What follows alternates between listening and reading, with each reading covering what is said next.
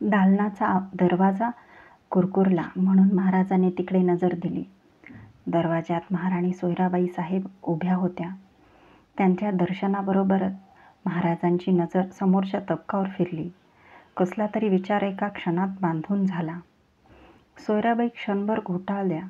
काहीतरी विचाराने परतायला निघाल्या. या महाराजांनी त्यांना परतू दिले नाही.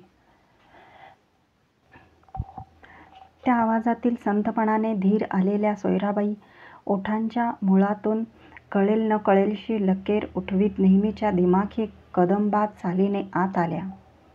स्वारीने एकांगी थाळा घेण्याचा निर्णय केला हेच ठीक झालं. चौरंगाजवळ उभ्या राहत त्या म्हणाल्या, होय, आता आमचा भरोसा आम्हालाच. काय बोललं जातंय ऐकलं नाही तुम्ही? महाराज नेहमीसारखे बोलत तबकातील वाडगे चौरंगावर ठेवू लागले.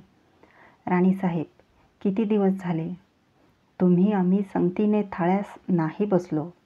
शांतपणे महाराज बोलले. दरवाजाकडे बघत त्यांनी साथ दिली. कोण आहे तिकडे?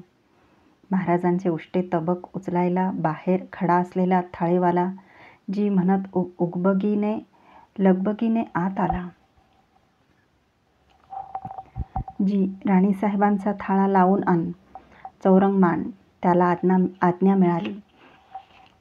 आपल्या पायावरची आळत्याची नक्षी मोठी होत होत आपणालाच गुरफटून टाकत करकचून आवळते आहे या विचाराने सोयराबाई सुन्न झाल्या. राणीसाहेब, आमच्या रामराजांना नाही आणलं तुम्ही आमच्या भेटीसाठी? त्यांना तिसरीकडेच नेत कसलीही चलबिचल न दाखविता छत्रपतींनी विचारले.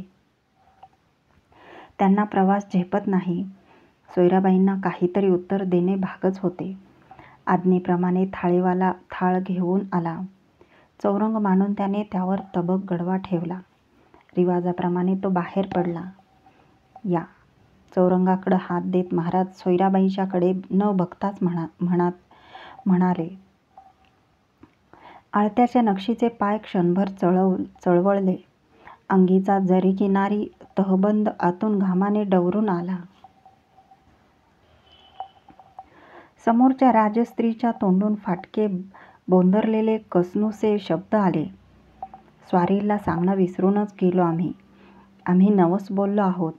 उपवास आहे आमचा. डोळ्यातून ठिणग्यास ठिणग्या उसळणारे महाराज तबकावर नजर ठेवून शांतपणे म्हणाले, असं मग आम्ही घेऊ? जी, कसला नवस बोललात? स्वारीला आराम पडावा म्हणून वाघजाईला साकडं घातलं होतं. धास्त वाटते स्वारींच्या जीवाची आम्हाला. सावधानगीची इशारत द्यायला आलोत आम्ही. कसली सावधानगी? युवराज दिसतात तेवढे सीधे नाहीत. खामोश. थरथर कापणारे महाराज समोरचे तबक परते सारत तडकन पाटावरून उठले. शरम नाही येत जबान वाऱ्यावर सोडायला? संतापाने मस्तक भिनलेल्या छत्रपतींना थरथरीमुळे नीट बोलताही येईना. सोयराबाईंना अंगावर उकळत्या तेलाचा शिडकावा झाल्याचा भास झाला. त्याही थरथरू लागल्या, कधीच न अनुभवलेल्या भीतीने. कुणासमोर कुणाबद्दल कोण ढंगानं जबान ढिली सुटते आहे याचं भान ठेवा. तुम्ही मानता तसे युवराज पोरके नाहीत. दगाफटका करणारे कपटी नाहीत. हुशारीनं तुम्ही खेळू बघता ती चाल जनानी आहे. एक ना एक दिवस ती तुमच्याच अंगावर फेरचाल करील. अण्णाजीच्या घरची सुवासीन हकनाक कशी बळी गेली हे तुम्ही विसरला असला तरी आम्ही नाही. युवराजांच्या निवाड्याच्या दिवशी तुम्ही रामराजांना राजसदरेवर आमच्या समोर का घातलंत तेही आम्ही खूप समजून आहोत. याहीपेक्षा तुमची मजल कुठवर जाऊ धसते हे आमच्यापेक्षा तुम्हीच मनोमन खूप जाणता. पुढचे बोलणे जड झाल्याने महाराज थांबले. खालमानेच्या सोयराबाईंच्या डोळ्यातून ऊनजाळ धारा वाहू लागल्या.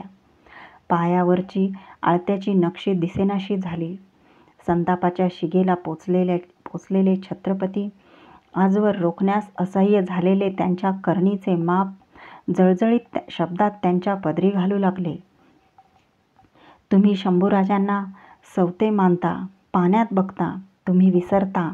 सावत्रपणाच्या वागण्यानं घडलेलं रामायण ही दौलत ना आमची आहे, ना युवराजांची, ना रामराजांची. कैक जीवांनी प्राण खर्ची घालून ती उठविली आहे. आई भवानीच्या नावानं आम्ही बाळराजे, युवराज सारेच भोसले तिचे भुत्ये आहोत. तोच वारसा आहे साऱ्यांचा. दौलतीच्या लोभानं तुमचा तोल ढळत चालला आहे. युवराजांना बदनाम करणाऱ्या चाली तुम्ही बांधता आहात. आम्हास त्या ध्यानी येणार नाहीत असा सोयीचा समज करून घेता आहात तुम्ही. महाराज स्वतःशीच हसले. कसे तरीच त्यांनाच जीव कोंडणारी विचित्र शांतता क्षणभर दाटली. ती असह्य झाल्याने महाराज पायफेर टाकीत स्फटिक शिवलिंगाच्या चौरंगाजवळ आले. बेलफुलातून अर्धवट दिसणाऱ्या त्या स्फटिक पिंडीच्या दर्शनाबरोबर शुभ्र सफेद कबूतर फडफडत निळ्या आकाशात झेपावावे तशी माँसाहेब जिजाऊंची आठवण त्यांच्या मनाच्या खोलवटातून उसळली. डोळे पिंडीवर जखडून पडले, मन दाटून आले. सोयराबाईंना पाठमोरे झालेल्या महाराजांच्या तोंडून पिळवट घोगरट शब्द सुटले. आमच्या माँसाहेब गेल्या. वाटलं होतं त्यांची जागा तुम्ही झेपेल तेवढी भरून काढाल, साऱ्यांना माया दिलासा देऊन. तुम्ही त्यांचे अधिकार घेतलेत. त्यांच्या एवढा मायेचा मोठा पदर घेणं तुम्हाला कधी साधलं नाही. किमान तुम्ही राणीसाहेब आहात याचा तरी विसर पडू देऊ नका. आम्ही छत्रपती आहोत, साऱ्यांचे पालक. तुम्ही महाराणी आहात, या कर्तव्याच्या अर्ध्या भागीदार. पालन करणं होत नसेल तर गुमान धरा. नसत्या घालमेली पैदा करून घरच्या बाबीत गैरमंडळ पाडू नका. या उपरही तुमचे हट्ट हैका सुटणार नसेल तर महाराणी म्हणून सुद्धा तुमचा मुलाहिजा धरणं आम्हास शक्य होणार नाही. या तुम्ही. महाराजांची अस्वस्थ बोटे माळेतील कवड्यात चटाचटा चाळवू लागली.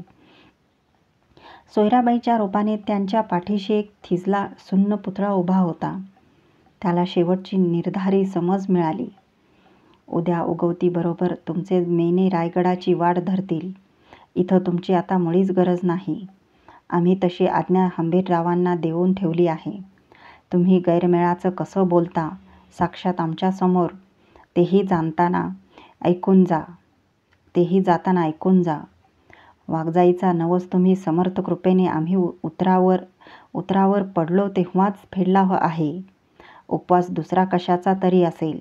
तुम्हीच विचार करून कसला ते ठरवा. सोयराबाईंना आता उभे राहणेच कठीण झाले होते. पिंढऱ्यात गोळे धरल्यासारखे त्यांना वाटू लागले. पदराच्या शेवाचा बोळा तोंडात दाबून त्या बाहेर जायला निघाल्या. त्यांच्या कंकणाच्या हालचालीबरोबर वाळते झालेल्या छत्रपतींनी त्यांना थांबा अशी जरब देत दालनाच्या उंबरठ्यातच रोखून ठेवले. कोनाड्यात अंगभर जाळणारा पलोता जसा त्यांनी शब्दांच्या रूपाने निर्वाणीचा म्हणून दौलतीच्या पाठमोऱ्या उभ्या असलेल्या महाराणींच्या कानात ठाशीवपणे पिळून टाकला. नीट कान खोलून ऐका.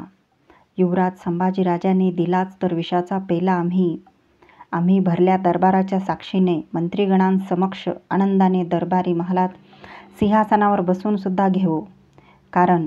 कारण त्या सिंहासनासाठी 9 वर्षाची उमर असताना ते राजपुतांच्या गोटात ओलीस राहिलेले आहेत.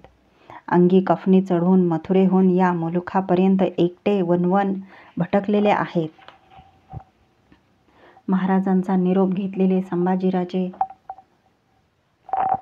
किल्ले सातारा उतरून रायगडाच्या रोखाने चालू लागले. येसूबाई, पुतळाबाई यांचे मेने धरून हात्यारबंद धारकरी चटके पाय उचलीत होते. विचारात असलेल्या संभाजीराजांची मुद्रा बांधल्यासारखी झाली होती. कितीही निर्धार केला तरी संभाजीराजांच्या डोळ्यासमोरून माँसाहेब सोयराबाई हटत नव्हत्या. त्यांना हटकणे जमेनासे होताच ते कसल्या तरी आवेगाने हातातील कायद्यांना दमजोर खेच देत होते. तोंडातील दातेरी लोखंडी लगामपट्टी कचताच स्वारीचे जनावर कळवळल्याने फुरफुरत होते आणि विचारामागून विचार संभाजीराजांच्या पाठीवर स्वार होऊन नको तेव्हा कायदे खेचून नको तिथे काच देत होते. वर मी कळ बसावी असे टाचा भरीत होते. मन फरफटीला लागले होते. का का का घडावं असं? कुणाचा कसूर नडतो आहे? अशा का वागतात माँसाहेब? आम्ही त्यांचे कोणीच नव्हेत. आमचं राहू द्या. खुद्द आबासाहेबांची काय खातर करता आहेत त्या?